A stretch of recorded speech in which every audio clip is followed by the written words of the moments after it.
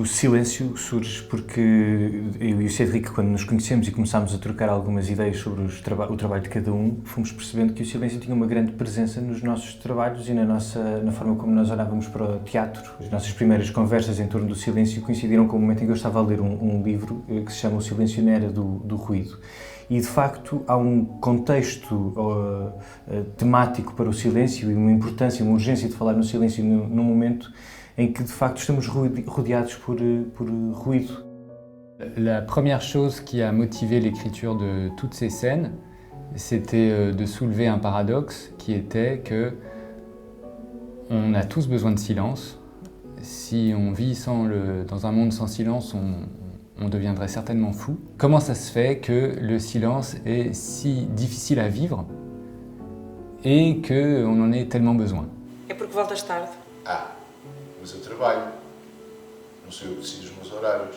Onde é que a comunicação falha, onde é que há os não ditos, não é? Como é que se mantêm às vezes lugares familiares, por exemplo, em que durante, enfim, muito tempo não se dizem coisas, não é? E como é que essas coisas depois se verbalizam, esses silêncios, não é? Portanto, os silêncios que são gerados pelas relações humanas. Eu acho que aqui é muito sobre isso que se fala.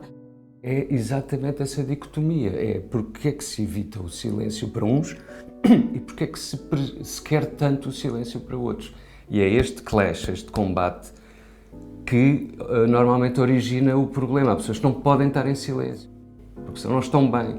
E há pessoas que não podem estar em confusão, porque senão não estão bem. E esse é o problema do mundo.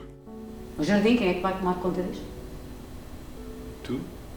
On a choisi de rassembler des histoires où le silence nous semblait à un endroit qui nous était le plus proche, un endroit sensible qui nous semblait intéressant sur scène. À chaque fois, les personnages de ces petites histoires arrivent à un moment où la parole ne vient pas les sauver.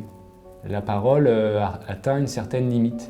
Porque o próprio espetáculo parece que vai avançando até um lugar de disfunção e como se a comunicação deixasse de ser sobre o entendimento. É como se houvesse qualquer coisa em que há emissão de som entre duas pessoas, mas não há propriamente encontro. E isso, se calhar, também é outra forma de um silêncio aterrador.